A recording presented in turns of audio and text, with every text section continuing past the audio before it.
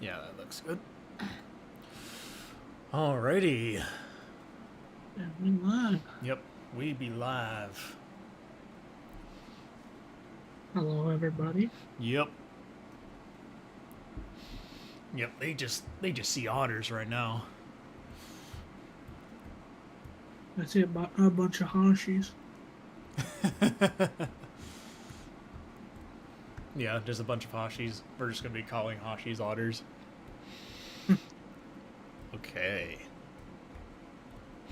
Yo, what's up, Instinct? What's up, Aries Uzumaki? What's up, E-Minister? What's up, Fournier? So it begins. Indeed, it begins. It does. Indeed. I got to make you. I still need to be louder.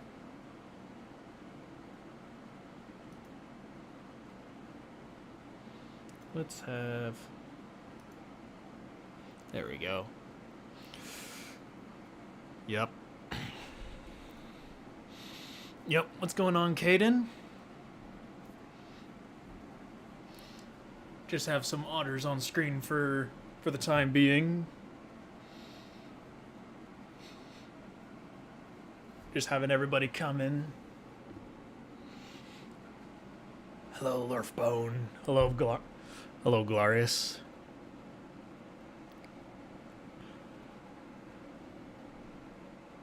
How are you? I'm doing good. I'm doing good. I feel really good, especially because I put a lot of effort into this new stream layout that I got done making. This is just the first part that you're seeing right now. It's just the waiting screen. But we're gonna get into the little let's hang part of the stream here in a second. When you doing One Piece tier list? Well, whenever his pockets are full, I guess. Yeah. Did you see NTR's video? I thought he had some interesting arguments. I did not see it. I only heard about it. And I don't plan on seeing it. Because those are the types of videos that I will only watch live for donations. Yo, what's up, Sam? When's the One Piece video dropping? Depends which video you're talking about. What am I doing, a One Piece tier list? Which tier list, like ranking what? Like characters? Because scaling a lot of like One Piece characters, I don't know if I want to be doing those types of tier lists because, oh man, that doesn't sound like a good idea. When is the Rimuru video coming? Listen, I just announced that I want to do a video like that, and I want to get into a big comprehensive video going over everything Rimuru. And the reason it was purposely left ambiguous into when that is actually going to come out, because I'd rather just not give myself specific due dates, because I want to make the process easier for me to like enjoy learning about Rimuru scaling and getting into everything, because it's gonna take a while to like for me to go through everything for Rimuru. So, and I already got a bunch of stuff going on. What's up, Curry? Just a One Piece video in general. Hashi's actually came up with like a really good idea for a One Piece video that I want to do in the future. Is basically like it's just a video on Whitebeard. And why Whitebeard, like why I'd call Whitebeard Pops is what the video title would be called. Alrighty. Speaking of One Piece, can we talk about how lame it is that it was Kizaru that and not Dragon? Yeah. They foreshadowed Dragon a whole lot. Yeah. It would have made so much more sense if it was Dragon. Alright. He ought to already know how strong Kizaru is. Yep. Like he already recognized Shanks' Hakiti despite never sensing it when he did have hockey before, so he ought to know how strong. Actually, is it Kizaru? Because going by that, he should already know how strong he is and know what his hockey's like. What do I think of Bon Cly? Bon Cly's the GOAT. Bon Clay. I don't want to hear you ever saying that. Yeah, it's Bon Clay. Bon Clay. Yeah, Bon Clay. Bon Clay's the GOAT. But He's the GOAT. yep. Well, I'll be doing so the Luffy Toon Force stuff is going to be happening tomorrow. But anyway, that's obviously not the title of the stream and everything. But let's go. When is that Outer Goku response video coming? Whenever I get paid that $200 that for some reason YouTube is not sending me. But here, let's go to the Let's Hang chat real quick. Oh, nice. There we go. Face there reveal. Face we reveal. go. Face reveal. Face reveal, yep. Yep.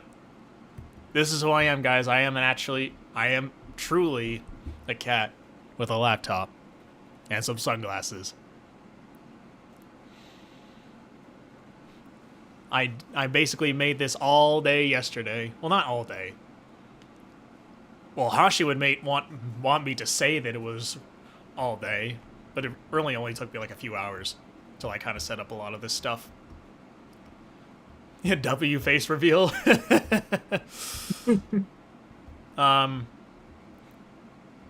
Surfbone a fairy? No. No. I like to call myself... No. Yeah, honestly, It's not the first time I've heard that. You should have gone with a different face for yours. I might end up stealing it. What? I'll send it to you. What are you sending me? But someone was saying earlier, Shanks or Mihawk in a fight? Shanks all day, every day. That might be like an actual video that I will want to do in the future, because that would be actually very easy to write. You should have used two separate images for this one, for talking and not talking. That would have been the best. Oh, for me? Oh, Yeah. God, that would be cursed. That would be very cursed. Hey, Halloween's right around the corner.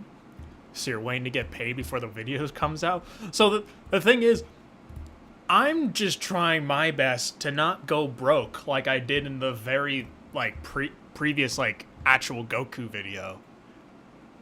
So, and currently it's going to at least cost $200 for my editor, the one that made the previous Goku video, in terms of, like, the video production, to make that whole video. Because the script is done. The script is finished and all the evidence is gathered.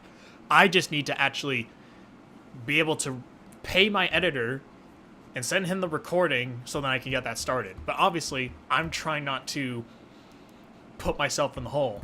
So who knows? If you guys end up donating, that can end up helping me in getting that video out faster. Is the Air Force still taking it out of you? I mean, yeah. Money-wise? Yeah. No. You should go over the fraud money, One Piece fraud allegations. I mean, some characters are fraud frauds. alone is just a lame term. Yeah. Like, No, I would never make a talk about that. I will never make an Umineko video. That does not sound fun to make.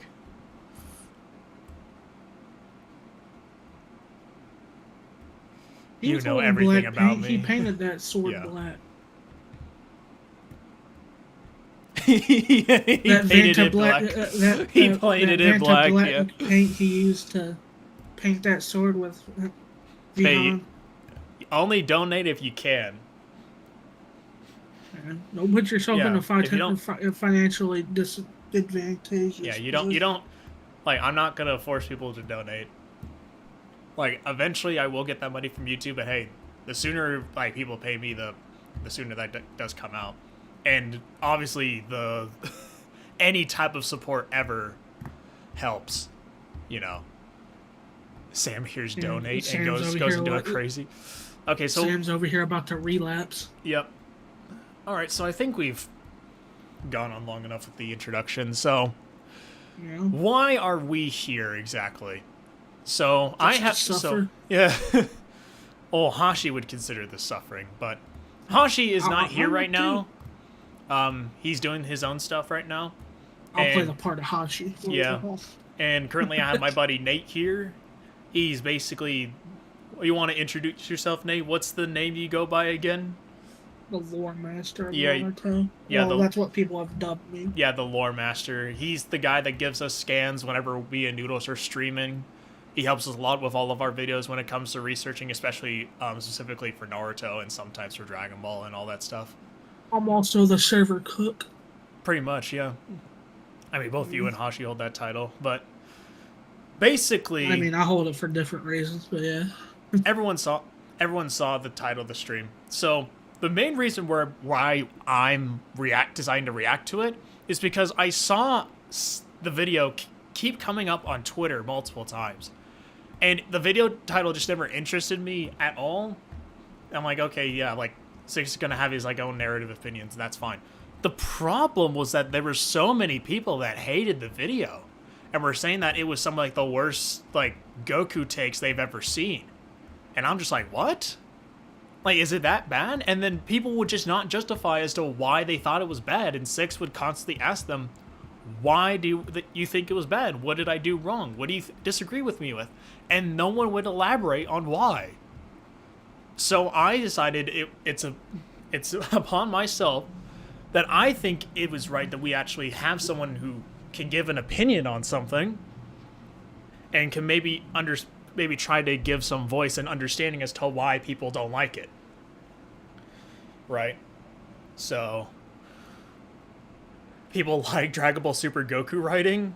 I mean, some do, but I guess Listen, I don't know if that's bad. I don't know if that is the I don't know if that's exactly what's wrong with the video. I mean, I don't even know exactly what the video is about except from the title alone. So I know it's some narrative stuff. That's all I know. But anyway, let's get to this screen over here. Yeah. You should probably show me a screen too. Yeah. Here, 1 second. I'll show you the screen. It's... There you go. Okay. Alrighty. So just know, I do have an alert box set up. So if you happen to donate, I will be able to hear whenever you donate, like whenever we're watching the video, and I will immediately respond to any question you guys have in regards to that.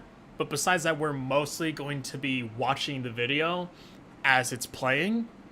So if you end up having a question to check, I may not see it. So just be aware of that for now.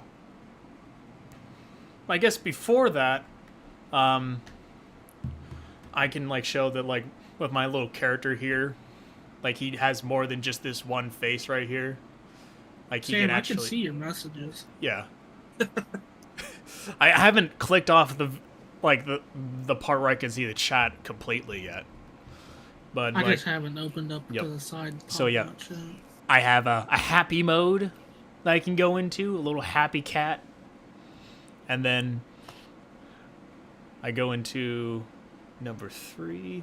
I'm angry cat, very angry. I'm just caveman. Yep, and then I can just go into little nerd over here. You'll be able to see it whenever I decide to change to it, but yep, for now, I'll make sure to show everybody. Let's show the window capture. Alrighty. I wish I could donate. Next stream I will. Alright, no worries. Again, you guys don't have to donate if you don't want to, but any support is appreciated. And any donations you send, I'll be able to hear them. But without further ado, I think it's about time we get on with the video. You ready, Nate? Yes, sir. God, no. Hashi, this isn't your time. Get out of here. Hold on. I gotta close some tabs real quick because this is really annoying. There we go.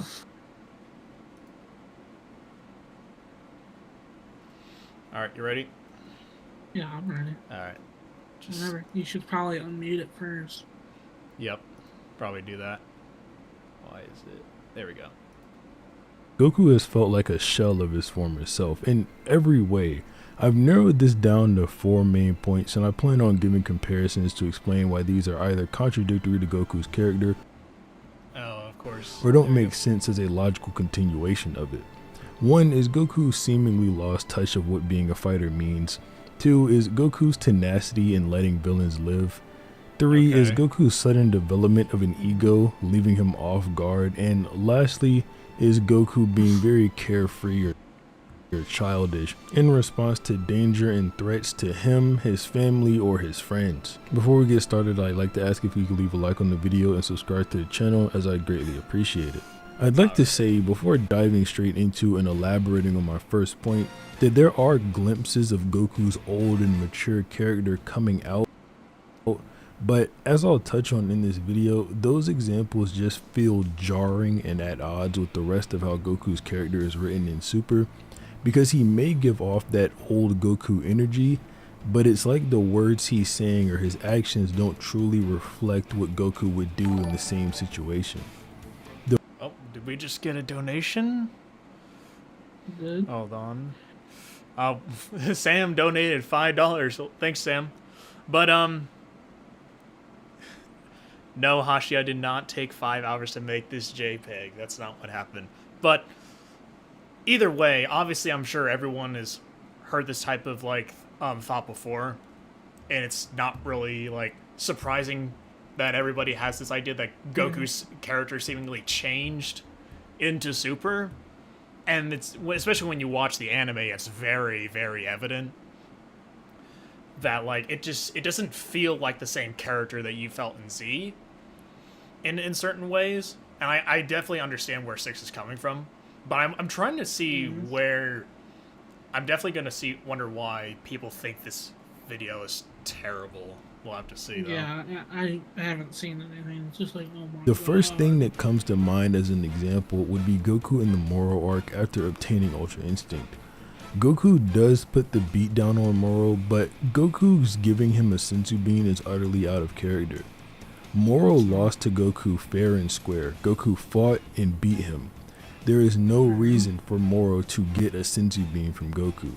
It just feels like Yeah. He gave Frieza energy on Namek despite being bloodlusted. Yeah. He also gave Cell a senzu bean. It's not out of character at all. Yeah. It's This consistent. doesn't. So I know how a lot of people think that this is like something that doesn't seem. Now it feels like it, right? Because it feels like Goku is repeating the same mistake as the Cell arc, right? The problem is that with Cell now, obviously 6 has not made this point yet, so I'm not trying to strawman 6 here or saying that this is what he's saying. But typically, everyone says it's like this is like a repeat of the Cell arc, but when you actually think about it, that was when Goku was entrusting somebody else that they are strong enough that even if Cell went full, basically got that refresh and got that senzu bean, that Gohan would still win. However, he also felt like that was the push that Gohan needed in order to unlock that power.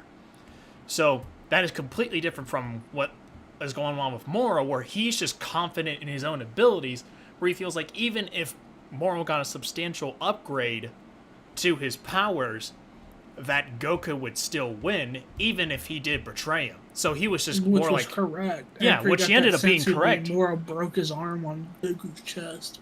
So yeah, even if he got fully healed up, it wouldn't really matter. So this doesn't really feel like a character progression, and more that Goku's just really confident in himself. It actually mirrors the Namek Frieza example perfectly. Although it's not a senzu bean, but Goku was just so confident in himself. He just gave him I'm gonna give you some energy, and I'm just gonna leave. Yeah.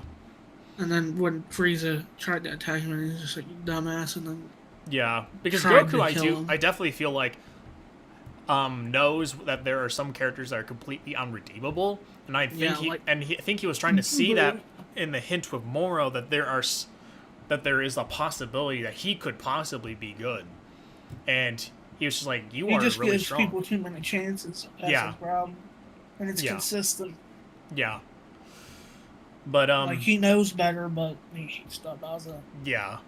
So I don't think this is completely out of character for Goku to do this. But let's see what Six's problem is with it. Regression of his character. Goku gets Moro to surrender and then gives him a senzu bean before Jocko escorts him back to prison. This is just an example of Goku being far too carefree, whereas Z Goku would never make this same decision. I suppose I should clarify, I'm talking about Goku from the last point we saw him prior to the time skip, the 10-year time skip that Dragon Ball Super takes place in. This is the most fair because Super picks up right after that point. Now that that's been made clear, let's take a look at a page from the arc where people think Goku was the most stupid, that being the Cell arc, and look at how he talks to Gohan. He's telling Gohan... Okay, so he is telling him... So he is comparing this to the Cell arc then? I guess. Hold on. I need to re-watch. I had to go close my door. It was going crazy because of the wind. Yeah. For some reason, my stuff was just... goes all the way to like the worst quality possible. This same decision. I suppose I should clarify, I'm talking about Goku from the last point we saw him prior to the time skip, the 10-year time skip that Dragon Ball Super takes place in. This is the most fair because Super picks up right after that point. Now that that's been made clear, let's take a look at a page from the arc where people think Goku was the most stupid, that being the Cell arc, and look at how he talks to Gohan. He's telling Gohan to not let Cell get desperate and to hurry and finish him off. This is something that Whis has to echo to Goku later on, as he doesn't finish Moro off but lets him get desperate and merges with the planet. I'll talk about how this mercy is inconsistent with Goku's character obviously throughout the video, but let's talk about No, it's not inconsistent. So I don't... Well, because, I guess the difference is here is that, I would say the thing that I don't feel like is inconsistent is just that, again, it's different from when Goku is like re-experiencing the same mistake he has made, or as opposed to in the Cell arc, it was something that Gohan, that was his mistake that he made, and he was witnessing and realizing, you know what, Gohan, you just need to get rid of Cell now. Yeah. And listen, I'm not gonna say whether he could or couldn't have, but this isn't the first time he made this type of mistake of letting him live too long. Like, he said multiple times he could have killed Boo, but didn't, because he was like, "Damn, I just wanted to give Vegeta a try." Like, yeah, he wanted to give Vegeta a try. He wanted to give. So this isn't the first time he's done something of this type. Like, yeah, I mean, he literally gave Gohan the chance. I mean, granted, he did say that he couldn't beat Cell. But it's just like, it's his whole thing of trying to make sure that everyone else gets like that second chance. Listen, I'm pretty sure like, Goku was about to kill him here, but it's just like because he didn't. He was about to, but he just merged with the. Yeah. He just merged with the Earth. He pulled a Kaguya. Oh, we got $2 from Aries Uzumaki. Thanks for the $2, bro. Nice. Thanks a lot, man. Alrighty, we'll continue on from here though. First point I mentioned, which is that Goku has seemingly lost touch with what being a fighter means. To prove this point as quickly as possible and then elaborate afterwards, I'm going to show you two different scans. Raditz is saying how there could be even more of Goku and Piccolo put up against him and they'd still be no match for him since he's just that much stronger. Goku's immediate response is, if you think power is everything, then you are no fighter. I'll say it one more time. Goku's immediate response is, if you think power is everything, you are no fighter. Fast forward to the Tournament of Power, and Master Roshi is telling Goku that he's still only half-baked and asks Goku what strength means to him. And Goku responds that even his Super Saiyan Blue form can't keep up with Jiren, so he guesses he needs some kind of greater power. Master Roshi tells Goku until he learns not to get all caught up in the enemy's power, he'll still be as green as the day they met. But like I mentioned earlier, this is something Goku already knows. Even up to the Cell arc, Goku is still being called the greatest martial. The problem with that is that Roshi is specifically talking like, yeah, what does strength mean to you? So he's like, obviously can conflate that, like, I guess power, like, I'm not Yeah. strong enough, like, Yeah. I don't really think that's a good Though- like, measure for this exactly. Yeah. Though I think it's weird. Though I understand where Six is coming from, because it seems like what Oh, I this understand where he's coming to, but I don't think it's the best example you could use for something like that. probably, because I can understand if I were to argue in Six's position, I would just be like, it feels kind of weird that Goku had, it seemed like back in the Saiyan saga that Goku has already learned this lesson before, but it seems like the reason why it's being brought up again is basically to lead up into Ultra Instinct and what that's supposed to be, because it's not just a power up. Seemingly, it's a ability, state of being. Yeah, it's a state of being, and that was what Well, Roshi was silver made. form is a power up, but Yeah, but Roshi seemingly, like is like able to show him, well, like look what I do, and then he's able to like dodge some of Jiren's attacks using like a pseudo form of Ultra Instinct. But the problem is with that is like that Ultra Instinct in itself becomes more of like a power up later on, and kind of loses that sense of like what made it so great, especially in the anime. And I think that's just my current problems of Ultra Instinct in itself. I think it's lost what's made it really cool in the anime, and I think it was not as cool as it was in the manga. I mean, Especially during the Granola arc, but that's just my own opinion. Omen and MUI were cool in their own right, but if I had to like have something different, I would have just made it to where like he just like when he used UI for the first time, it was just like when he was in blue. Yeah. Like it's just a state of being rather than just being a power up. Yeah.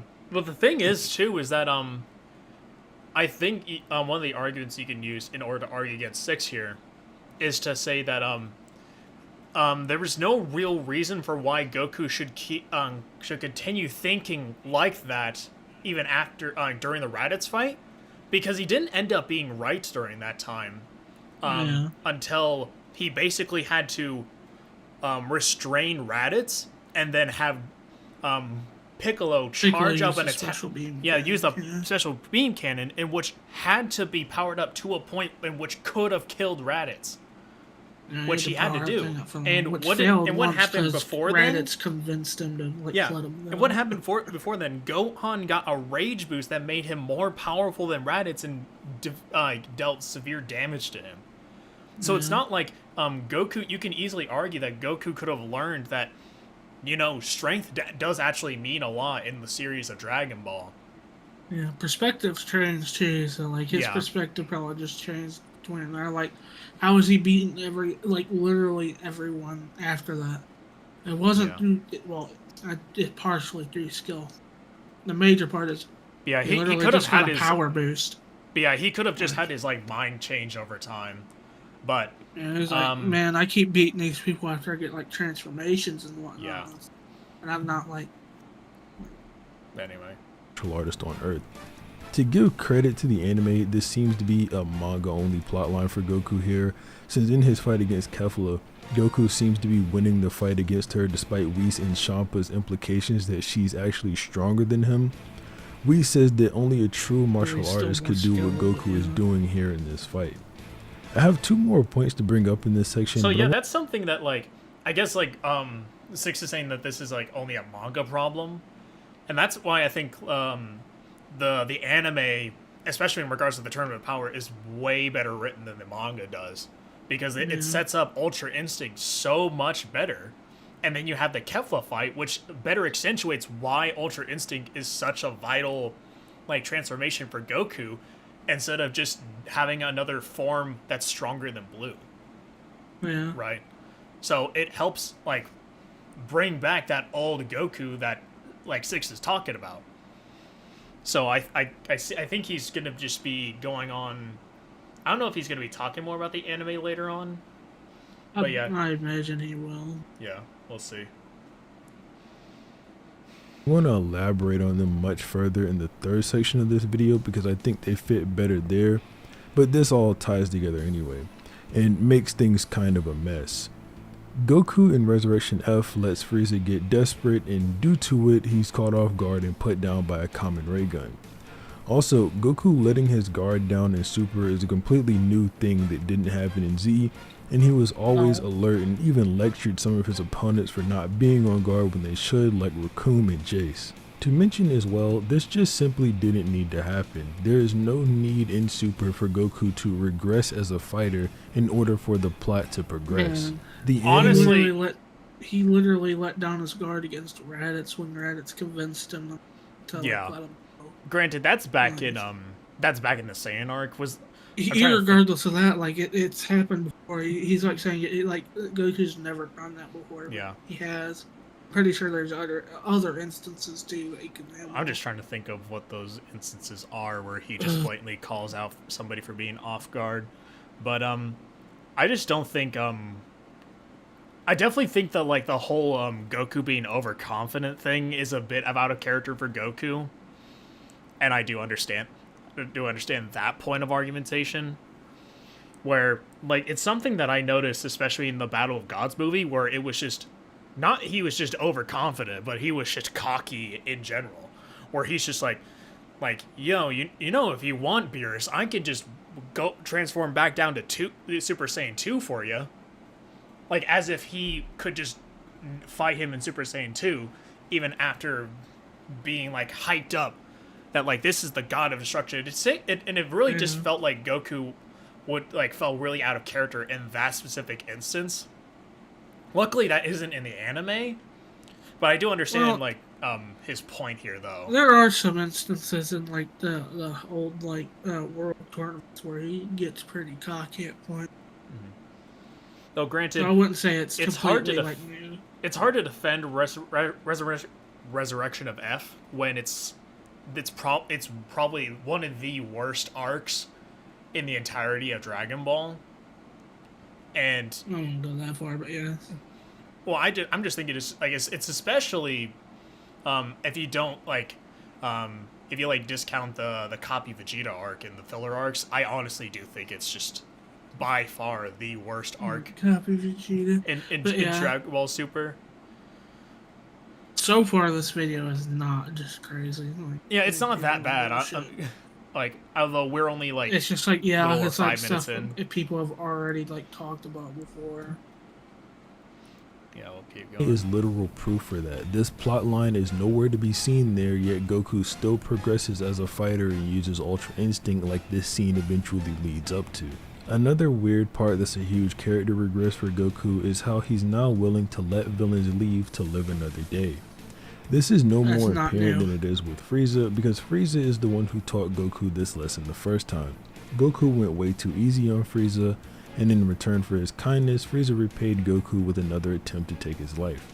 Goku blasts Frieza in response, but he feels genuinely sad about the fact that Frieza wouldn't change.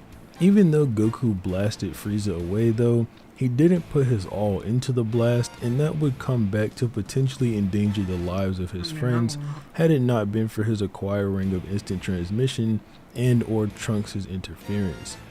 Goku So I don't know if he's gonna bring this up later, but one of the things I feel like the Moro arc does right is that Goku does justify that he, and you kind of learn throughout, is that Goku has to analyze a villain first and kind of figure out whether or not they are someone that's capable of saving, right? Yeah. And whether or not they should be the person that they should just ultimately kill. And that was something that he realized of Cell immediately, especially after realizing coming out of the time chamber that he needs to die and that there's no changing Cell, especially with Did he specifically not Gold. try?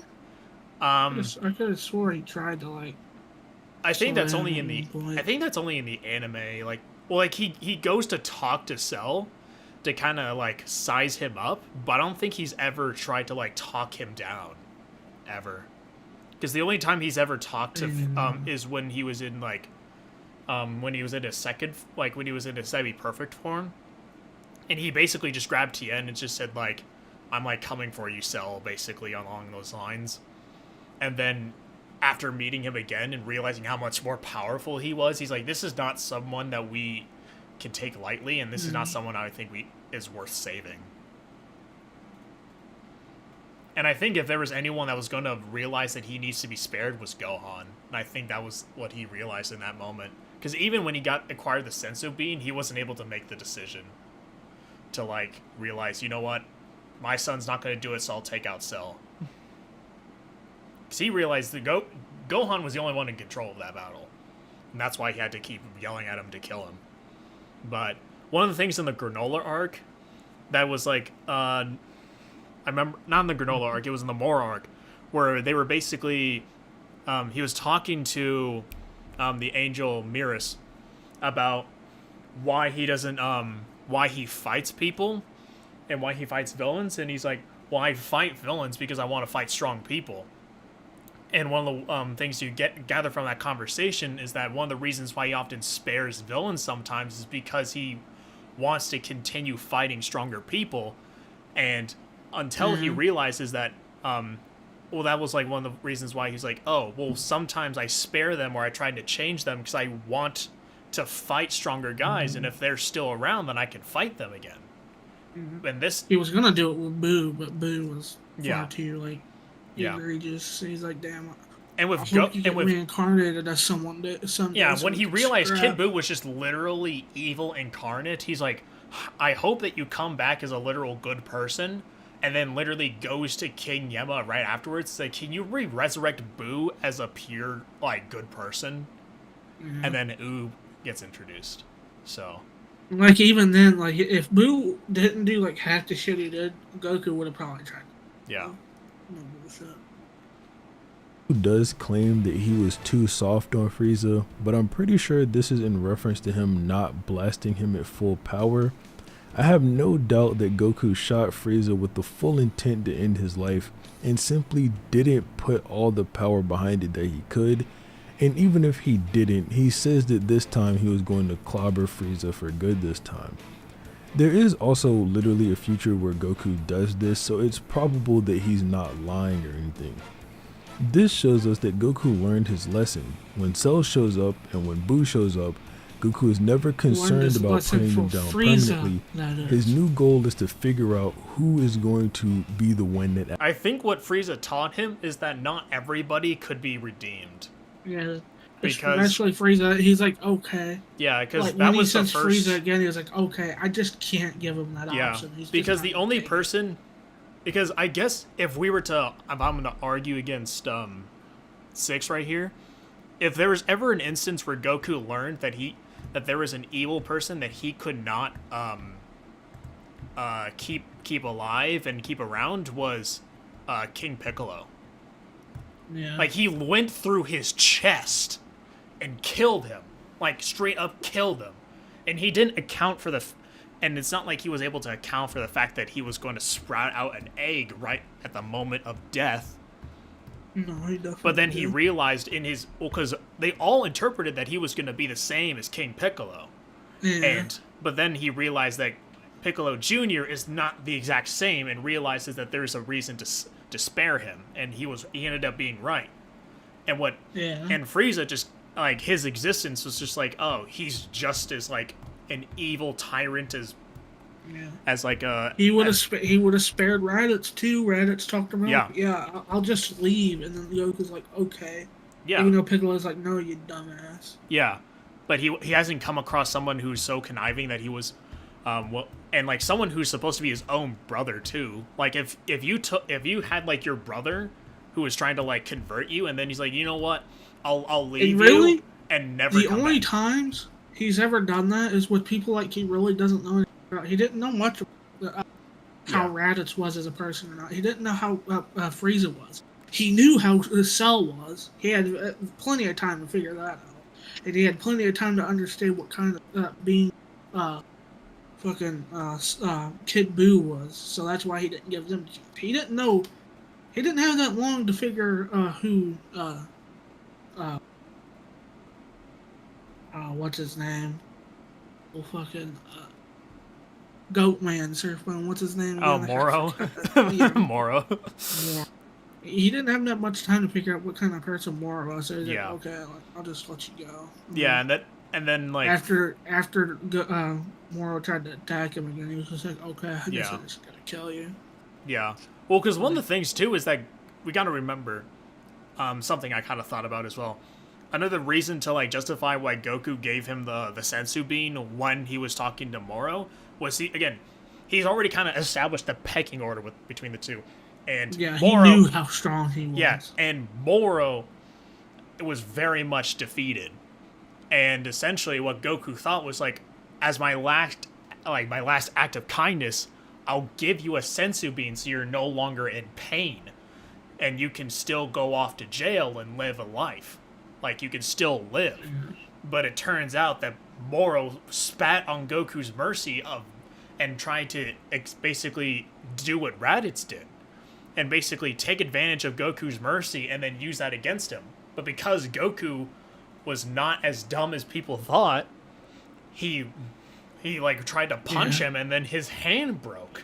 He's like, well, I gave you that chance, and now and now you're no longer going to jail. I'm now going to beat your ass. So, what's this? Yeah.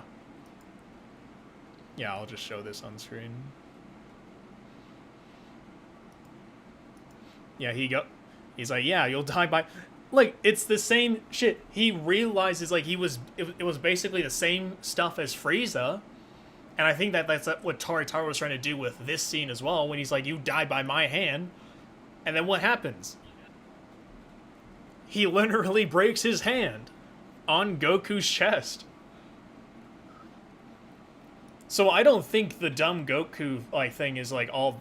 He wasn't dumb when he was asking that too. He was like, if Moro wasn't like a coward, he was actually fine because he was like, I'll spare you if you agree to go back to galactic prisms and promise never to break out again. Yeah, that's but then, not dumb. Like, yeah, but then what happens after that? He then says, "I'm no longer fighting as a person from the Galactic Patrol, and now I'm fighting as an Earthling." So, yeah. Yeah, I think he's like after Moro says and I will never return to the galactic prison. In fact, I will continue to consume planets as I please. Yeah. Goku's like, okay, you leave me no choice because I promised Mirrors I would protect this galaxy. Yeah. Just goes back at him. Actually does that. First it was Gohan with Cell, and then it was Goten and Trunks with Majin Buu. Goku even asked Supreme Kai why he would leave Majin Buu's ball on Earth if he knew it had the potential to do all the things that Supreme Kai was claiming, showing that he probably wouldn't have done the same thing when being put in that position.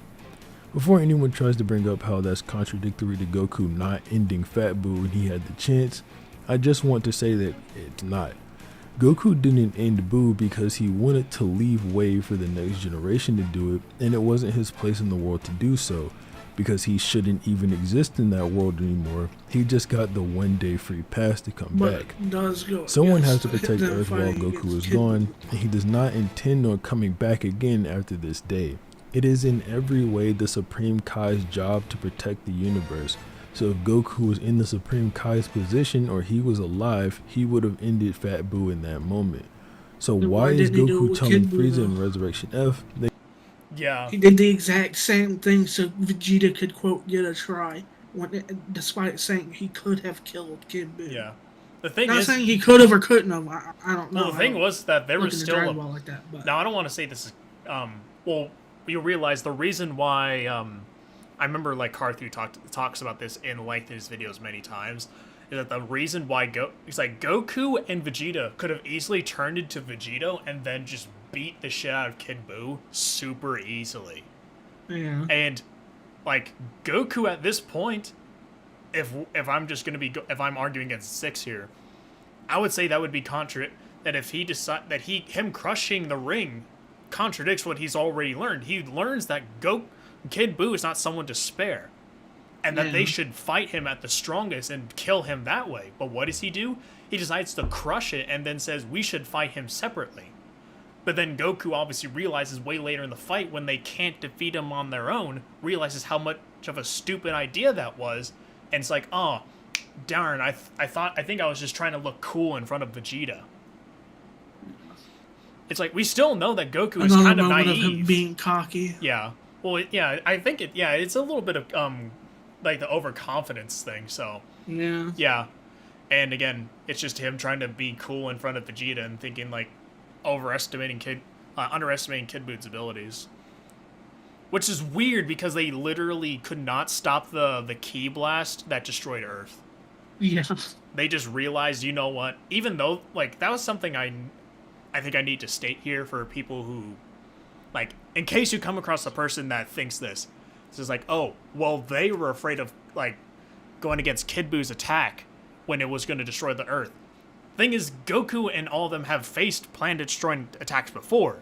In the anime, he literally punches away a ball from Frieza that was going to destroy Namek, and when that ball collided with other planets, it destroyed them. And Vegeta, literally in the Saiyan Saga, was going to destroy the planet, and he literally countered it. So we've already seen Goku's capable of going against planet-destroying attacks. The problem was that Kid Buu's was not just a planet-destroying attack. It was something that was so far exceeding Goku's own capabilities at that very moment that just because it was a condensed ball and it only collided with Earth doesn't mean it's only planet level. If Goku and Vegeta could not stop that, either of them, then that means it's far beyond planet level. That's just simple attack. So, that's just something for people who have trouble going against that argument. That he wouldn't think less of him if he just went on home. Like, that's okay. How is this not just blatant character regression on top of being stupid? Does he do this in the anime? What? Does he do this? Because I do not remember if he does this. Because this is definitely this is just from the movie. Yeah, I believe he does that. If he does, I definitely would have to like agree with 6 here. I just, again, Resurrection of F was just terrible in almost every facet. I just do not think that arc was good whatsoever. Yeah. Frieza just showed Goku that with 4 months of training, he can completely eclipse all the training Goku did from the last time he saw him all the way up to acquiring Super Saiyan Blue. But Goku's like, hey man, just come back when you're stronger again. It'll be cool. I won't think less of you for it. That's just stupid. Then there's also that stuff I talked about earlier in the video with Moro. Now, to touch on my third point. Okay, so just to go on the... Okay, it's not the same as Moro. So, to go on to why I think I agree with 6 in that the Resurrection of F stuff was dumb, was because it kind of goes against his whole idea prior that he realized in the Frieza saga that he was not someone that he should have been spared. And as he literally showed in the video, Goku was going to finish off Frieza when he came back to Earth because he knew that Frieza was going to show back up. So it was still it was really stupid that Goku decided that he felt like he should have been spared in that instance. Now, granted, if someone ends up confirming to me that Goku doesn't actually act like this in the anime, I would like to know. I'll go watch it real quick. Yeah, I guess you can go see that real quick, whether or not he does that. But the reason why it's not the same as Moro here is because he already knows he's that much farther above him. And he's basically giving him another chance. Instead of him just saying, go home, Moro, and never do this again, he's saying, you're going to prison. And you're never going to do this again. Like, going to prison and then saying, go home, Frieza? Like, saying going home to Frieza is do whatever the fuck you want, just don't harm Earth. That's basically what that means. But with Moro, he's going to prison. He's not going anywhere. So it's not really the same thing with me. But anyway. When did Goku get an ego? Whis points out that Goku is too relaxed when fighting, and it's doing the lag thing again. And that's obviously a bad thing. But then he says Goku has an issue with overconfidence and that he often lets his guard down due to him being overconfident. But like, when did this happen? The trait of overconfidence has always been ascribed to Vegeta. The only time we see Goku even have sort of an ego isn't even during a fight. It's after he leaves the room of spirit and time and he makes that remark to Vegeta about how he's now way stronger than him. Goku at the beginning of the fight with Cell says that Cell's tougher than he expected and he'll be quick fried if he lets up even for a second. What about this implies overconfidence in his own abilities? The answer is nothing. Goku literally lectures Gohan about almost this exact same It thing. happened in the anime. So it did happen in the anime, so it's not even just it's only in the movie thing, like with Yeah, Battle of that's in Gods. the anime too. Yeah. Something I do agree with Six here is that it seems weird that they introduced the whole idea of he's so that Goku's so overconfident that he lets his guard down whenever he's fighting somebody, when that's almost never happened. Yeah, that doesn't happen a lot. Like, and not even something that like Whis has explicitly been shown, because that doesn't happen in the Beerus fight either. No. Like, he doesn't let his guard down. Beerus is just that much stronger than him. So if he ever, quote-unquote, catches his guard down, it's because Beerus was that much vastly faster and stronger than he was. So I just do not understand where Whis got that idea that he was overconfident. Like, it doesn't make sense for Goku to even act like that towards Vegeta whenever they're training. So that just doesn't make sense to me at all. Yeah. So, yeah. Still I haven't completely seen agree. anything crazy. Yeah, so I just do not... So I completely agree with Six in this regard, that it just does not make sense for Whis to have made this whole idea here. And seemingly that whole plot point, I guess, was more so to, one, give a reason for Frieza to be alive in the end, or for like that whole thing where Goku ends up killing... It doesn't make sense, really. Like, I'm just thinking about it more in retrospect. Like, why does Goku, like, having to be overconfident have to be a plot point? It doesn't make sense. Like, him being too relaxed can, like, yeah, that can be fine, right? But, because I was trying to think, like, maybe it was something that leads up to Ultra Instinct, but it really doesn't. Like, it's just a weird thing where it's like, why does he have to be overconfident when he's never demonstrated that before? Like, it feels like that same problem that we had in the superhero movie, where Goku all of a sudden has thinks that Vegeta's not going to gain anything from mental training.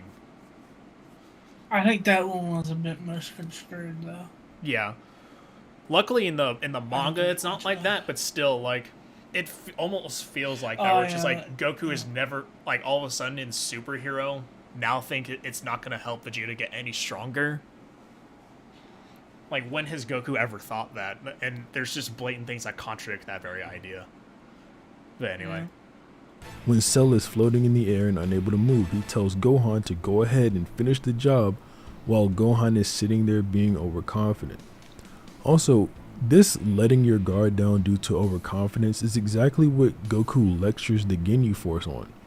He elbows Raccoon and says that he was just so wide open he couldn't help himself. Then he punches Jason in the face and says that these guys just keep letting their guard down. He's not overconfident here because he's much stronger than these guys and letting his guard down. He's the experienced fighter and is rightfully beating on these guys who keep letting their guard down. I'll also mention this once again, since the first time I brought this up it was from the Cell arc. Goku is still being... Granted, though this is not like going against Six's point, this is just to kind of like justify why Goku is going so hard on the Ginyu Force here, as opposed They to... did snap Gohan's neck. Yeah, they snapped Gohan's neck and like beat his best friend senseless. Didn't they almost kill or actually And then kill Raccoon is just Piccolo? over there talking major shit, saying like, yeah, I beat them up super bad. I also beat up Vegeta just as badly as they did. Didn't they kill? No, that was Nappa. Yeah. So no, yeah, like Goku had all the reason to go as hard on them as he did, but it doesn't really go against Six's point here, that like Goku should be overconfident. It's just like there is less reason for him to be overconfident if we were to say that's a consistent character trait for him to have. being called the greatest martial artist on Earth even way back here in the Frieza saga. This is in a universe where Master Roshi exists, who says the difference in skill between him and a 30th level black belt in Kenpo is simply too big and that the guy should just quit the match. is completely ridiculous and inconsistent with Goku's Yeah, but character. Goku, though. Goku also, due to this newfound ability to let his guard down, lets Frieza get desperate and is shot off guard by a common ray gun for a weakling. I'm going to keep bringing that up, by the way. I don't know how they even expected to pass this off as believable. Goku learns from Mr. Popo not to only look with his eyes, and Goku does learn this because he uses it on Tien in the very next tournament. He tells Tien that he only relies on his eyes, so when he's blinded, he can't do anything. Then he says the exact move that the Tien behind him that he can't see is making, To be fair, proving that I'm he pretty sure it actually stated learned this. somewhere that smaller energy sources are harder to sense and lock in on. Yeah. So I don't know if this will kind of be thinking about it, accurate. the only reason why I would think that plot point is is like a major thing to bring up is to help extrapolate the fact that letting your guard down, even when you're the strongest person on the battlefield, that you could even be like hurt by a ray gun if you let your guard down that much. But it's weird because we've already. That's the only reason why I would think, if I were to argue for consistency's sake, why that plot point matters. Like, it's consistent if you put it that way. That doesn't mean I like it though. I still think it's really stupid. I don't think they should have made that a thing. And I completely agree with Six here. Yeah. Skill. So by all accounts, Goku should have known that Sorbet was going to shoot this ray at him. The last thing I want to talk about is Goku being carefree and or child. I guess one of the things that they could have done to better write that scene better, in the way that like how Nate was just talking about how smaller energy sources are harder to detect, is to kind of have Goku note that like, oh, I couldn't even sense him behind me. Like, what the heck? I didn't even notice he was there. Like, he could have easily done something like that, but obviously it just makes it come out of left field that Sorbet was able to do that. And it's weird that like I just don't understand why Frieza thought that was like, it seems like really contradictory that Frieza even thought that was a viable strategy. Because Goku never actually lets his guard down whenever he fought him, right? He does actually in the anime. He actually goes down to base. Does he go down to stuff. base? Oh yeah. Yeah. Well, it was just like well, the thing is that he did that, right? But it still failed. Yeah. So, I guess the thing is that now my mindset is just going back to how to argue for consistency's sake.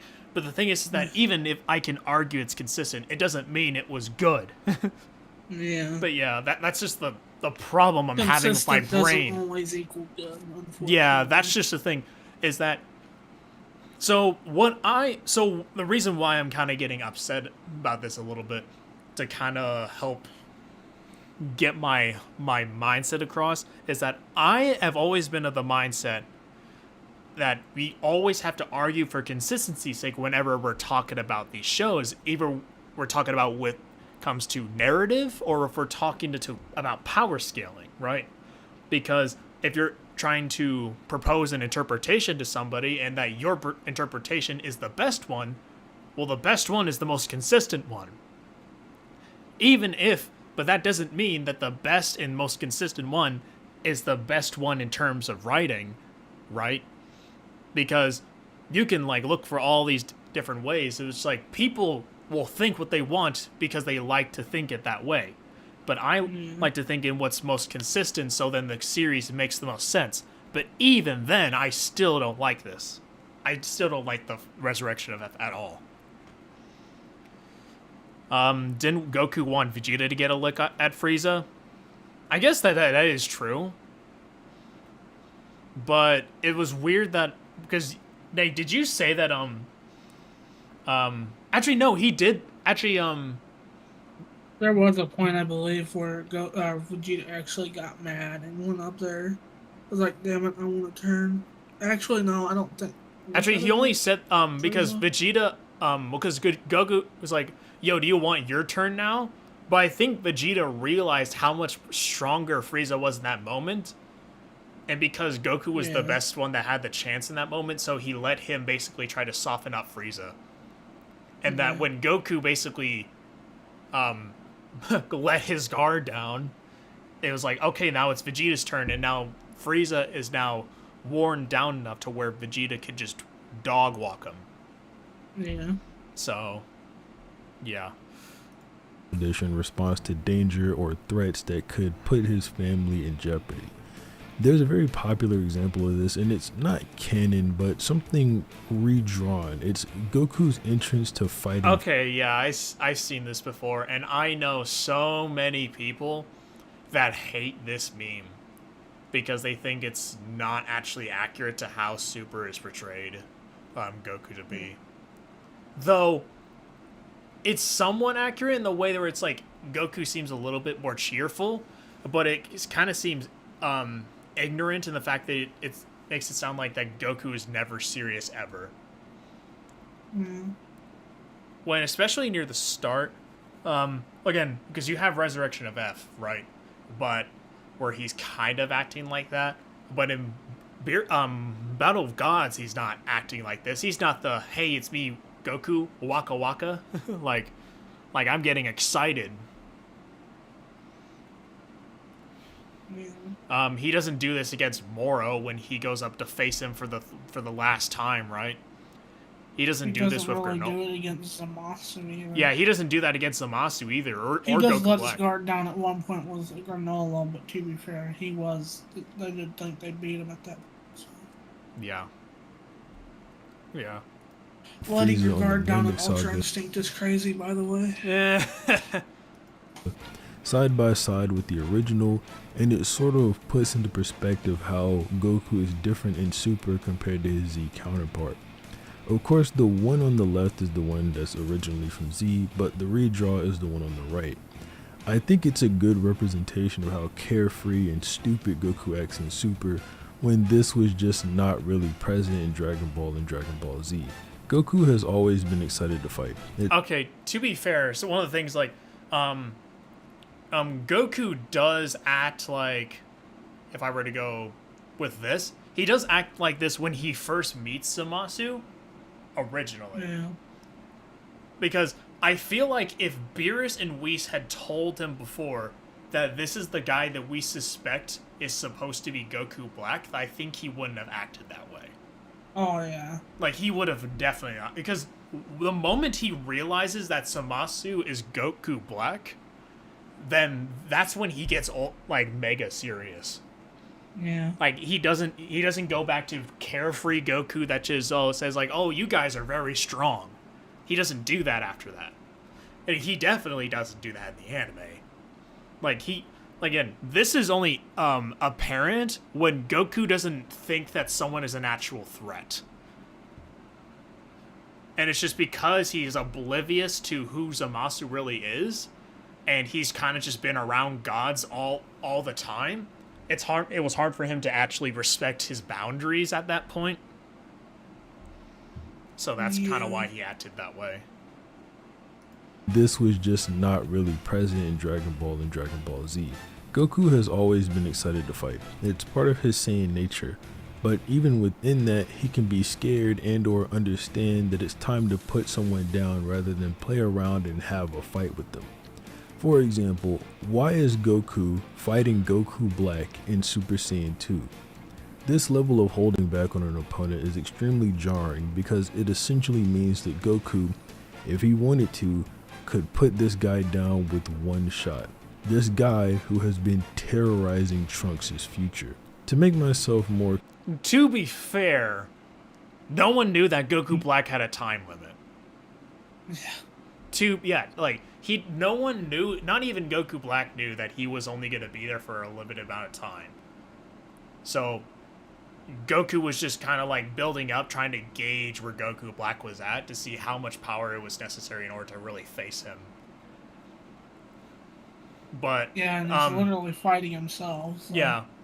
And the thing is, they realize, especially when they go to the future, that they can't do that, and Vegeta goes immediately into Super Saiyan Blue. And when Goku Black then, like, kicks Vegeta and then eventually stabs him while he's in Super Saiyan Rose, like, Goku goes immediately into Blue. And then gets his ass beat.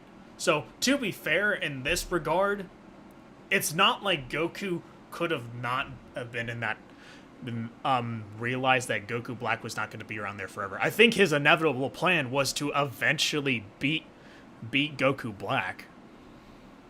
And I think that was his whole plan. But to be fair, I do think that I understand where 6 is coming from, though.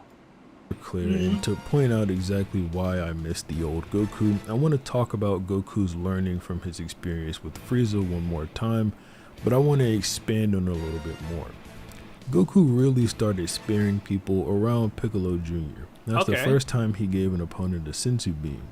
It's fitting here because Goku has well demonstrated that he is stronger than Piccolo and he isn't ready to lose his nemesis just yet. But beyond that, Piccolo is the other half to Kami, so Goku can't end his life because that would mean Kami would pass away as well. After this, Goku continues with this trend of trying to save people. He even does the same thing with his brother Raditz. While Goku has Raditz on the floor, Raditz begs for his life and says he'll leave the planet and never come back if Goku spares him. Goku accepts the Saiyan's lies and spares his brother, who immediately turns on him. Call it stupidity or naivety, but Goku makes the wrong call in letting Raditz. Yeah, that's the whole thing with Goku, is that he's just super naive. And it's like a parallel of what Goku was like to Gohan, except in Gohan's case it was overconfidence. And like Piccolo's like yelling at him, like he's telling him the whole time, Goku, don't listen to him, don't do it, don't let him go. Like, you have no reason to. Like, he has someone yelling in his ear to not do it, and essentially that's like the reason. But because of his good kind nature and his naive nature, he lets his guard down and he lets Raditz go. The great part about his character is how much he cares about his family and the Earth, to the point where he is willing to be held accountable and sacrifice his life to stop Raditz this time, who is only still alive because of the bad move he made a few minutes ago. Yep. When Nappa comes, Goku cripples him. Which he does again with Cell. Like, he realizes that that Gohan wasn't able to finish the job, so when he's given the opportunity to basically defeat Cell, he took it, and it meant sacrificing himself. Him to stop him from attacking his friend and son, but is still willing to show him mercy and not ending his life. Goku saves someone, and Vegeta immediately disposes of the same person, and for the same reason. Goku thinks this guy is unable to fight anymore, so there's no point in ending his life, while Vegeta thinks this guy can't fight anymore, so there's no point in a Saiyan living that can't fight. Goku saves Vegeta for the purpose of fighting him again, but where maturity comes in is having Goku admit that this is a selfish decision and the wrong one to make in this given situation. He's learned from Raditz. On Namek, Goku goes out of his way to not land killing blows on the Ginyu Force and is even willing to let them all leave, and this sentiment is extended to Frieza. But it goes no further. Goku learned from Frieza that not everyone can be saved, where the Ginyu Force didn't have a chance or a choice due to Vegeta taking it from them. Frieza did and still turned on Goku and tried to end his life, which left Goku with no choice. The most blatant evidence for Goku learning this lesson is, like I said earlier, the fact that he claims he's going to clobber Frieza for good when he fought him on Earth again. Goku doesn't let Cell escape or get away. Anytime he confronts Cell, he just can't beat him. But he wants Gohan to beat him. He even tries to get Gohan to hurry up and end Cell, but Gohan just doesn't listen. I've already gone over the Majin Buu stuff earlier, so I won't repeat myself here. I think I've more than justified Goku not ending Fat Buu when he had the chance. I don't like the trend of logic checking characters where people go, oh, why didn't he do the most optimal thing possible in this situation? I think that's kind of stupid because I'm very much of the opinion that character flaws are needed to make any character feel relatable, because every human is inherently flawed. I am, however, a fan of logic checking a character and making sure that they stay consistent, and for the life of me, I cannot see a world where Goku fighting Goku Black in Super Saiyan 2 after knowing he has been ripping Trunks' future apart as a consistent character choice for Goku from Z. But as Not we said, if we're gonna argue for consistency's sake, Goku didn't know that Goku Black was on a time limit. This isn't the first time he did this, by the way. He held back against Cell too when Cell did the same exact thing. Yep. Admittedly too, and was doing it to the people on the world. Yeah. So. Yeah. So it's not completely out of character for Goku to start off slow. And granted, he also does this with Jiren later. But that's a different case though. They're both martial artists. But the weird thing is, and they're not, and he wasn't a bad guy either. So. Yeah. Although Krillin does make a point in the Tournament of Power while Jiren, because everyone's like, why is he only starting off in Super Saiyan and going upward? And then Krillin's like, are you stupid? It's because martial artists start off slow and then progressively go upward from there to testing each other's abilities. Yeah. So obviously there's not much that Goku really knows about this guy yet. And although he does know that information, he doesn't know whether or not Goku Black is completely irredeemable yet. He's only met him for like 5 minutes. And honestly, I don't think it would have been an interesting story if Goku just outright killed Goku Black here. So. Kid Buu, not Cell, not Frieza for the second time, has Goku been willing to be so carefree in front of a threat like this? Kid Buu, he was willing to be like that with Kid Buu since he could have easily... Okay, yeah, here's the best counter argument pretty much. He could have gone infused into Vegito, but decided against it. He says that he could have killed him in Super Saiyan 3, but didn't. Not saying he could have, but he says that he would have been able to. Yeah, he could have killed him at the start, and he also could have killed him as Vegito, but then admitted it was the wrong mistake to make. And that was when he saw that the entire Earth got destroyed by Kid Buu, and he couldn't stop it, and that he was going around mercilessly killing a bunch of other planets. Doing a genocide and whatnot. So, yeah. Yeah, Goku's just not... I just don't think this is like a complete out-of-character thing for Goku, especially considering what he does in the Buu arc, and especially against Kid Buu. And everyone to keep in mind here, yes, Goku is beating this guy or tying with this guy in Super Saiyan 2, but that is super crazy because Goku at this point is far beyond his Super Saiyan God form from Battle of Gods, in his Super Saiyan 2 state even. This guy is far, far, far stronger than Kid Buu, Cell, or Frieza. This is an entirely different class of threat. Goku was going to let Frieza go in Resurrection F. He took it easy on Goku Black and was so carefree, forgetful, and stupid that he forgot the seal to keep Immortal Zamasu locked away. I'll give Moro a pass. Okay, so before he gets into that part, I'm pretty sure it was Roshi that forgot to give it to him. Yeah. I need your help. Is that okay? Since Goku did want him imprisoned with no way to use any sort of his powers. Okay, so the one thing that's, I guess it's different in the anime is that he just blatantly forgot the seal.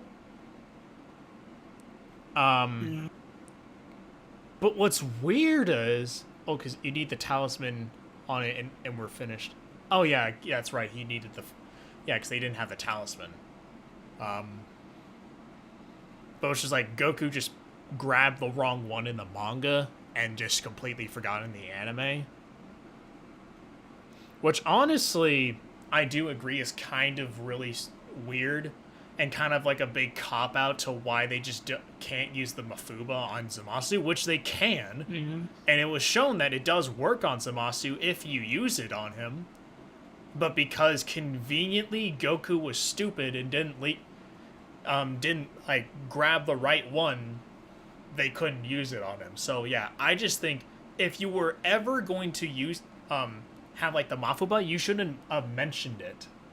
Like you shouldn't, if you didn't want to like make a cop-out reason for why Goku doesn't remember it. And it just makes the audience angry knowing that this was just because of Goku's stupidity.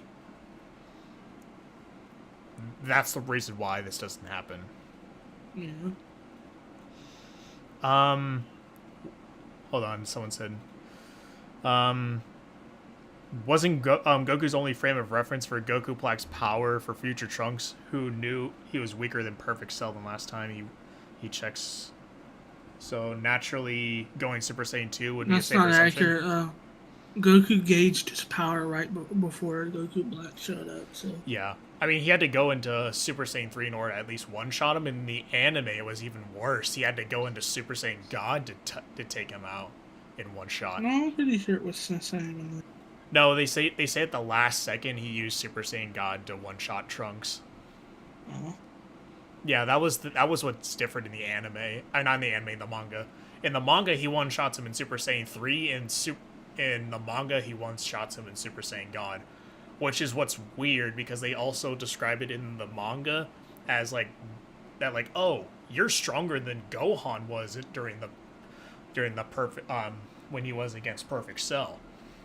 Which is such a weird frame of reference. Like, especially after he learned that he basically beat Deborah and used the Z sword to train, which Goku should know that makes you much stronger by default. So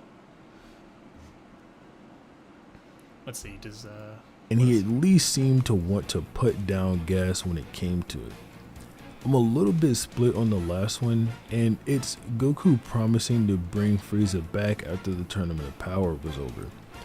For the most part, it did seem like Goku did intend to keep his promise and bring Frieza back to life, but when the tournament was actually won, Frieza claims to know Goku was never going to bring him back in the first place, and the one who actually does it is Whis, and he says it's a gift from Beerus. If Goku was stupid enough to bring Frieza back to life, then that's just another point in my favor. Well, here's the funny thing, and this was actually an idea that Karthu actually proposed as the reason why Goku wasn't actually going to survive Frieza, and that he was actually giving him a false promise, was that essentially by the Earth Dragon Ball's rules, he can't technically bring Frieza back to life since he's already been revived via the Dragon Balls already. Yeah. So, and he had specifically stated in the anime, anyway, that he was going to use Earth's Dragon Balls to revive Frieza. So it made Goku seem like he was actually, like, he's basically giving Frieza a false promise the whole time. He was like, well, I said with Earth's Dragon Balls, and I just realized, whoop-de-doo, you already got revived by them, so you have to go back to hell. But in the manga, there's no distinction like that, so it just seems really... Or just have Baba come pick him up, like, oh, sorry, time's up, I can't do it now. Yep. So Goku just seems a lot more dumb in the manga, so it just kind of, like, add to Six's point that Goku in the manga is kind of just a bit more dumb than he is in the anime. Mm-hmm. But tricking Frieza to get him to fight for them is a much better move if those were his true intentions. The manga doesn't get this same courtesy though, because Goku tells Frieza that he just has to go gather the Dragon Balls real quick when Frieza asks him to keep up his promise after the tournament. The anime also confuses me though, because sure, maybe Goku was going to trick Frieza, but then after that, when Vegeta is lecturing him about it, Goku starts defending Frieza, and when Vegeta proposes that Frieza could just get stronger and come beat them up, Goku asks if he really thinks Frieza would do that. I'm like, what? Of course Frieza would do that. Why? Okay, that is... Six does have a very valid point there. You're saying he might even get even more powerful coming to beat us? It's almost like in the anime's Tournament of Power, Frieza literally tells Goku directly that was his whole plan. Was like, oh, by the way, like, are you sure this is the right idea of reviving me? You know I'm probably, my plan is just to eventually get stronger and beat you guys. And Goku's like, yeah, I know, I'm still gonna beat you regardless, even when that time comes. But then in the freaking Broly movie, he's completely oblivious to that fact that Frieza literally said that to his face. Yeah, that's a valid point for Six right there. Is he even asking this? This is honestly one of the more tame things that Frieza could do, if anything. What if he just ran over to Earth and blew it up? We've already... It doesn't help that this literally happened too. Like, literally, Goku just ate his own words. Vegeta ended up being right, and they both got one shot by Frieza when he decided to go into a time chamber, train for 10 years, then come back so strong that Frieza thinks that there is no possible future in where they can train enough to where they can catch up to Frieza again. So, seen that if the Saiyans are caught off guard, even right in front of them, Frieza can blow up the planet. Sure enough, Vegeta was right, by the way. Here is Frieza after he trained for 10 years, knocking Vegeta and Goku out at full power. I'm just confused as to what Toei and Toyotaro are doing when it comes to Goku's character. I just want to know who they are basing this guy off of. Because to be fair, that line was written by Toriyama specifically, and not just by Toei or Toyotaro. So Toriyama is also being really dumb here, like in making that line for Goku. So Toriyama is not excluded from this. He's also making a really bad idea here. It just simply cannot be Goku from Dragon Ball Z. It's no surprise to me that every time Toriyama takes the reins for the arc and writes it, it's more than likely going to be a hit. With the exception of but the one, I think Six forgot that he wrote the Broly movie. Toriyama wrote the entire script for the Broly movie. It was going to be 3 hours long, and he's the one that wrote that line in. That, oh, you really think Frieza's gonna do that? And it's like, yes, yes, of course Frieza was going to do that. But yeah, I guess that's the video. Yeah,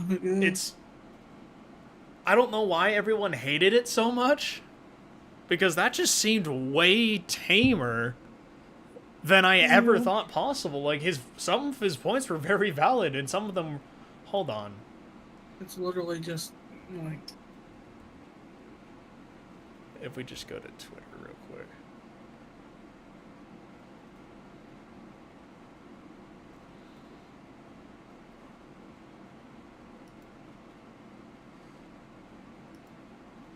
Let's go to Six's his Twitter real quick.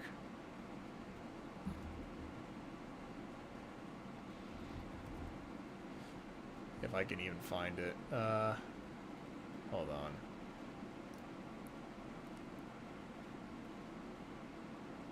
Will his thing even come up?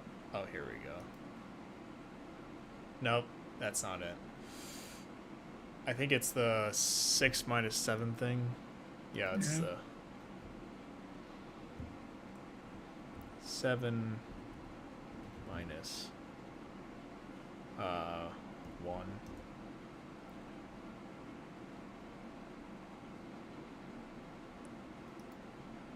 There we go. Because I just need to be reminded why people thought it was that bad. Let's see. Does he have a thing where he... Yep. Let's go. Here's a quote retweet. Sums it up perfectly. That's not the one I'm looking for. Yeah, stick to Boruto. Stick to Boruto. W, I miss you, bro. I miss when 6 made good content. Explains your reasoning nicely over 7 out of 10. Yeah, that's what I would give it. I think it's a 7 out of 10. It's not bad. It's not super bad. I don't think it deserved the hate that it got on Twitter. Yeah. Here, wait. I think he's probably... I'm probably going to find these better in the replies. That's what I saw.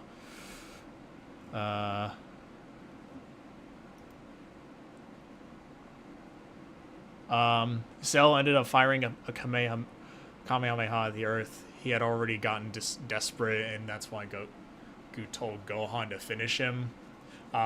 Moro was never a threat or did anything that, until he fused with the Earth. Planets don't ever talk with this. That's embarrassing to read. I don't think this was like a good point to contest 10-6 on. I think you should have just noted the fact that like it didn't ultimately matter anyway, because him giving him the sensu bean didn't really change much. It was just that the only thing that was bad was that Goku didn't finish him off quicker, even though he was planning to finish him off in that instance.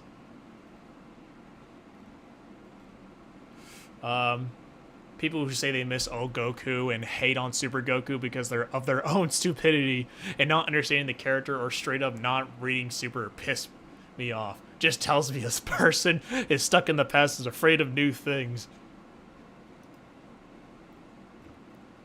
Okay, that's a bit much. I don't think I even have to watch your entire video. So he just didn't watch Six's video? Typical. So a typical Dragon Ball fan just doesn't, like, just decides to critique something and doesn't even try to, like, actually, like, listen to what Six had to say and actually give some proper criticism. Because at least we watched the video and gave some points that we thought were bad. And, like, some that we actually, like, agreed with. And so Six had to actually argue with him here because the guy didn't actually watch the video. Which I would have just said, watch my video then, bro. Like... Typical X-Goons. Yep. Someone tell bro to never cook again? Did he say anything?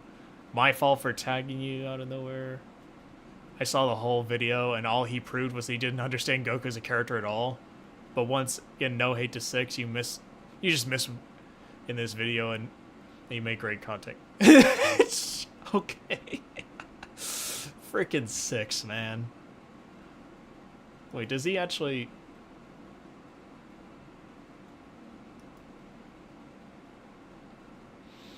Crazy people complain constantly about Goku not being the same, but turn on the idea instantly when someone with a platform says it. I just don't like patronizing bullshit. He says I don't understand the character and bashing me through the different reply sections. Then is like, you make great content. Naruto content, though.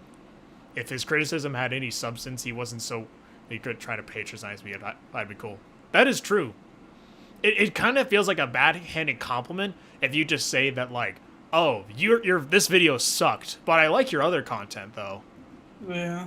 Like, what was that one comment that you got on your what was it, your Gear 5 music video? Yeah, where is it? Like that shit was clown. That was so clown. Yeah, I can't believe you make something this good without even knowing anything about me. Does anything deserve the hate it gets on Twitter? I mean, it really depends. A lot of stuff does. Like, but some stuff does. Stuff doesn't. Funny enough, was Speed. Oh my god, I like how that's trending right here. People should support YouTubers like Planet Level. They does very good and useful content instead of useless content below. I don't even check Six's video. That will give... What? What was I... What was that? What was that comment? I couldn't even... He tried to make a sentence. Yeah, he tried, and he failed. If you don't watch the video, how do you know I don't make a good point?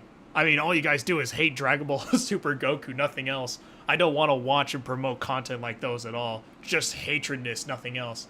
You're not being fair. The thing is you're not being fair to Six by even giving him a listen. That's why I decided to make this video, so people can watch along and hear what he had to say.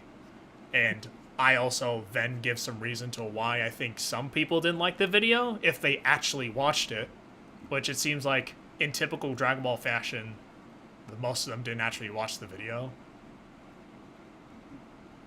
As much as I hate Dragon Ball Super Goku with the brain passion, this video is just awful. Why?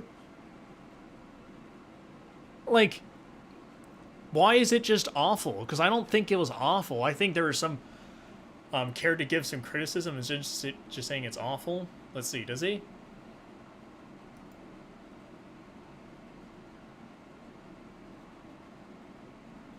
And he was wrong. Another guy won't even watch it. Just keep saying it's bad for no reason. See, this is the reason why I decided to do this react stream. Because I wanted to actually give some valid criticism, since everyone hated this video. I mean, look at this. He said he thought this video was awful, but didn't actually explain why. So that's Dragon Ball tards being like, well, this shit trash. So I was just like, did Six really miss with this video? I think there were some points I already voiced my concerns with some of his points, but there were some that I just ultimately did agree with. And I'm like, yeah, I agree. The writing for this scene was really stupid. Having a name like Dragon Ball Philosopher is just a fanboy name, yeah. It really wasn't that bad at all. Where's this hate in the video? I'm so confused. Well, I just don't get why he said Goku's the best when he's directly written by Toriyama. Yeah, no, Six wasn't hating in the video at all. Like, he gave reasons to why he didn't like the certain moments, but the guys were just... It was kind of like in the way where people think that if I don't scale Goku to 5D, then I ultimately hate Goku or I hate Dragon Ball because of that.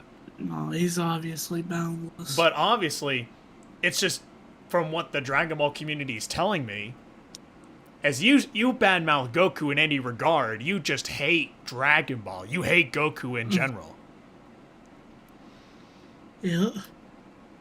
I despise this stream. My reason is as follows. Proceeds not to list reasoning. Exactly. That's basically what it is. Just like, man, I just don't think this video was it. It's like, okay, well, why? And then they just don't respond, or it's just like, well, I didn't actually watch it. Like, it's okay for Six to think this, but if you're going to give him some actual criticism instead of just calling it awful, then it's just, again, like, why is the video bad? It just comes off as clout chasing. Yeah, it's like, absolutely clout chasing. It's blatantly clout chasing. Some other Dragon Ball YouTubers, just the same old content, honestly, at least to me. How do you know that you haven't watched the video? I mean, yeah. That is basically it.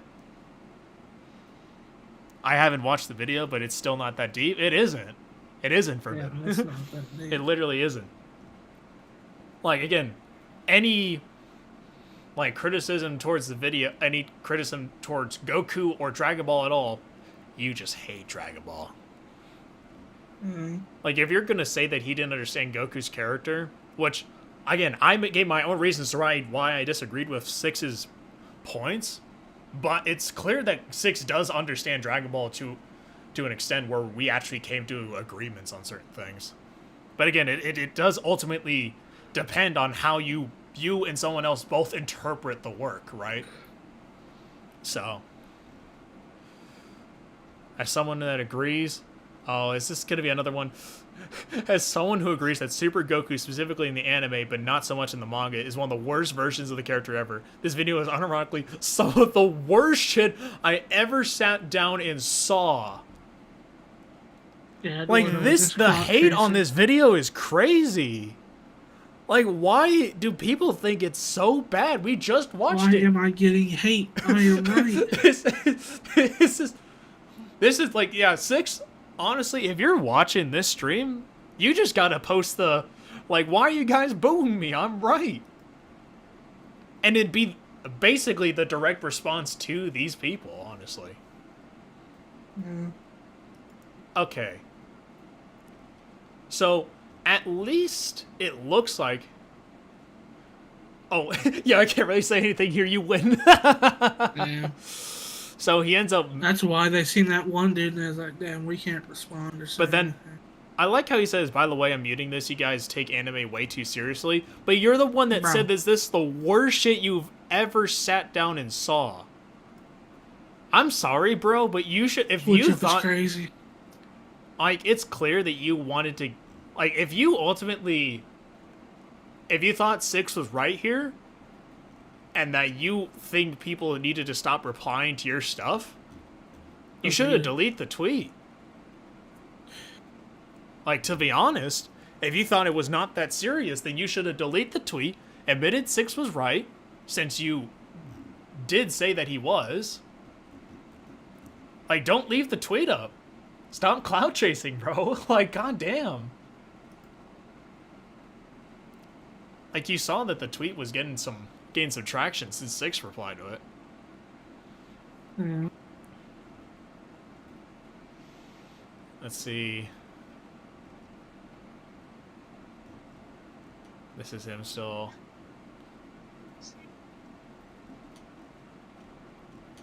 Okay, it just seems like, yep, it's all just Boruto stuff after this. Okay. So let's just go back to here.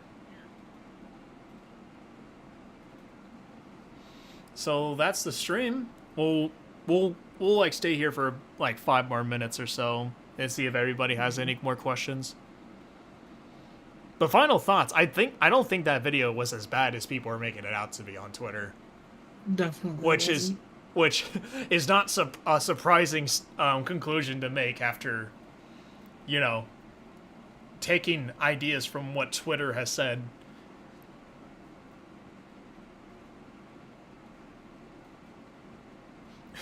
Please debunk Black's multi-Goku. I'm going to have like a video that goes over all the 5D and Outerversal Goku arguments.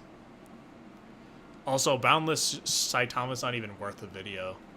If people still believe that in the year of 2023, then honestly, you, in the words of Hashi, you should go low tier god yourself.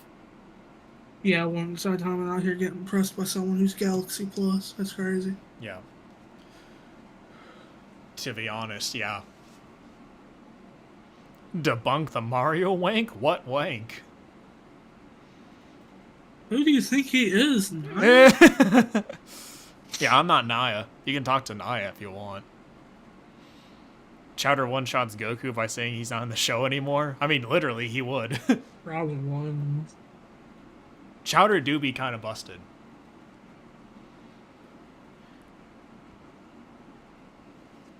Goku's beyond time, dudes, when he is seen using after images. Damn. But Surfbone, the Grand Prix scales to some realm that's not even canon. Damn. Got me there. But Surfbone, Saitama, and Goku were in the anime. Yep.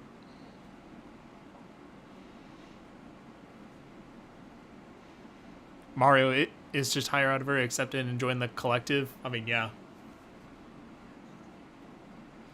Debunk SCP verse. That shit is overrated as fuck. I mean, yeah, it is. It's very overrated. Here's the weird thing. I know I'm pretty sure Hashi has explained this on the stream before, but I'll reiterate here.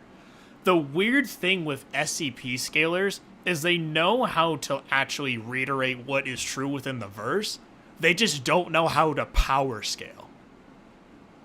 Like, they just don't know how to scale properly. So when they end up talking about how powerful the series is, that's when they falter. The Chinese dad looks to be powerful. Yeah. Like, I just think it's super overhyped and super overrated. If you want to, like, looking for a more powerful series, there are much stronger verses out there. If that's what you want to do, anyway.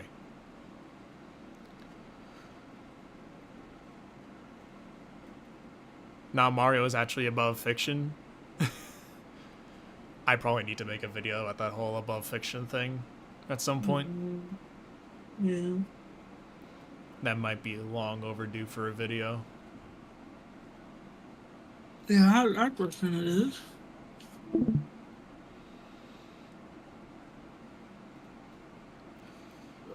Alrighty.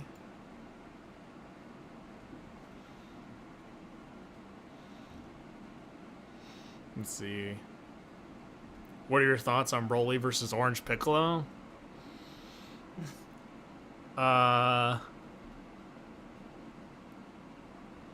It's weird because it really depends. I don't know. I just don't really care about the current Dragon Ball scaling as of late. Is Universe 7 in Dragon Ball Infinite in size? So here's the thing. So I've had to talk with people so many times. But here's the thing. Whether or not the Dragon Ball universe, like Universe 7, is infinite in size, it changes nothing. Whether you say it is or it isn't. It changes no one's scaling. It doesn't change a feat. It changes literally nothing. Whether or not you say it's infinite or it's not. It changes nothing. So I honestly do not understand why it's such a hot debate right now.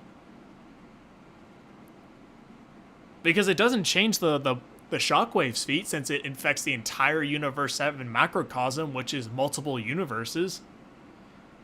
Which is just a low multiversal feat by definition. Since it's able to affect them all at the exact same time.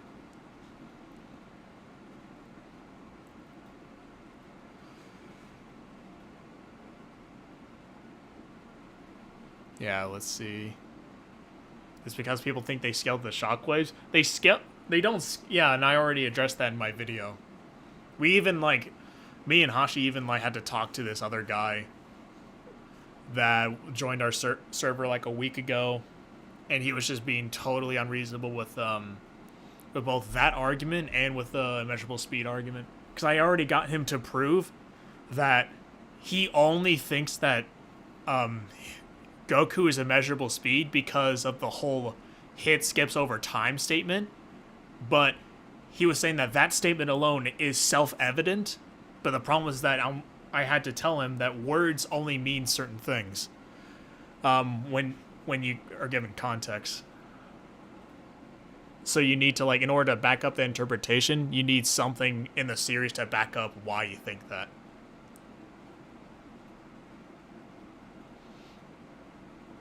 Yo, what's up, Trent?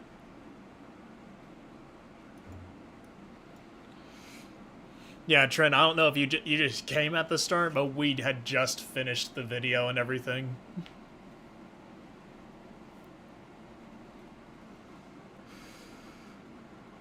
What is the difference between inaccessible transcendence and reality above fiction transcendence? I've seen someone say that they're the same, but I'm not sure. I mean, they are. I guess if you want to, they're practically the same.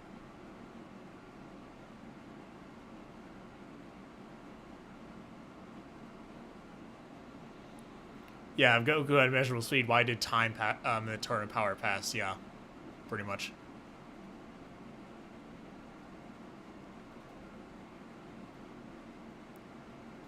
You don't think the universal feat was... You just think the universal feat was hyperbolic? The problem is that in order for you to think it hyperbolic, you would have to assert that essentially there is no evidence that Goku was strong enough to destroy the universe. No, so Tom Supreme, the problem with what you're saying is that they were literally affecting the entire universe, and the shockwaves were literally reaching out even to the Supreme Kai realm, which is a completely separate space-time, and was completely separate from Universe 7 in itself. So the shockwaves are reaching all the way out there, and literally Grand Kai said, the old Kai literally said if they end up punching 2 or 3 more times, that they were actually going to destroy the universe. And this was stated several times through multiple episodes. And in the 2 times that was actually going to do it, either Beerus ended up doing something that prevented it from happening, or it was like he literally nullified the attack, or there was the instance where Goku ends up actually perfecting the use of God Ki and ends up canceling out Beerus' attack, which prevented the shockwaves from, like, affecting anything.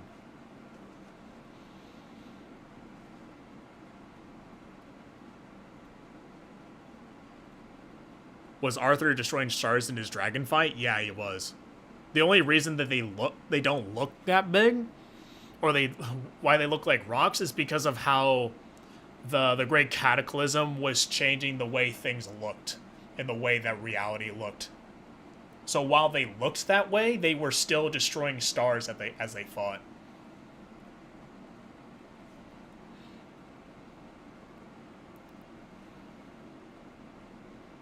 Could Goku beat the Anti-Spiral? I wouldn't know, because I've never watched Gurren Lagann.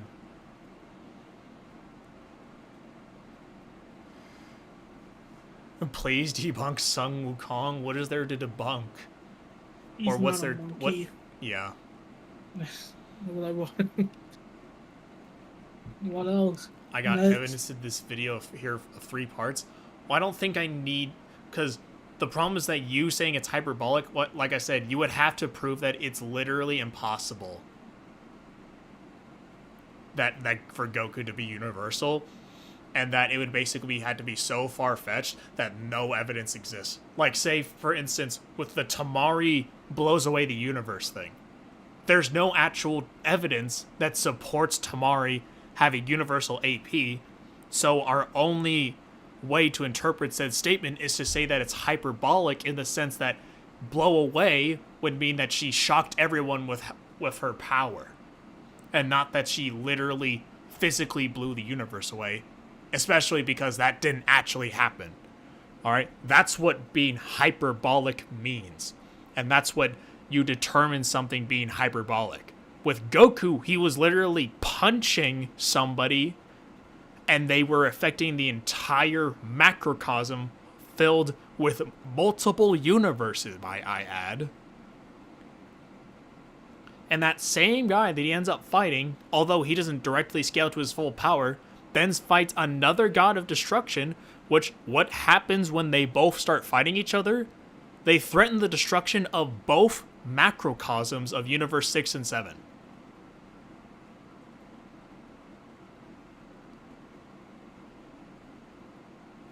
Yeah. I'm just saying, Tom Supreme, I just don't think there's going to be anything in that video that then convinces me of that idea as I just relayed out. Because you essentially have to prove to me that it's literally physically impossible and that no evidence for Goku being universal exists. Are the Bleach novels canon? I wouldn't know because I haven't read Bleach.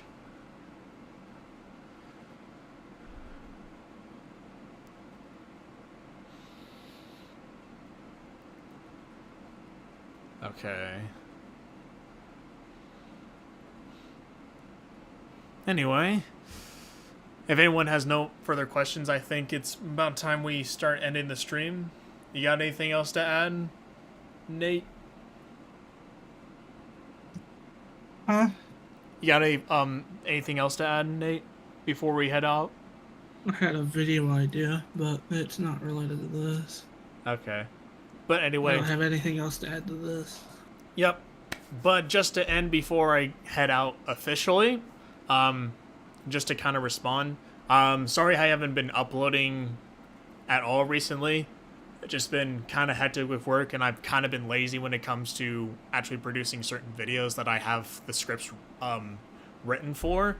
The Goku video, like the big one, again, I'm just waiting to get paid by YouTube so then I can send that money to my editor, Trent, who is in the chat earlier, who I'm going to be sending that everything when that gets done, so then he can actually get started with all that stuff. I did mention how I wanted to eventually get into Zeno, Goku, and Rimuru, like later on the year when I get around to that time. So just look out for those videos in the future, not in the near future. Alright, but regardless, I still have a couple videos in the pipeline. Tomorrow, we have the Luffy Gear 5 stream, where we're going to be going over Toon Force and whether or not Luffy has Toon Force and what Toon Force is in reality. So, look forward to that. We're going to be streaming that, and I'm going to be with Hashi this time instead of Nate. But anyway, appreciate everybody coming by the stream. And thank for those for donating. Thank you all for watching. And class is dismissed. Say goodbye, Nate. Goodbye.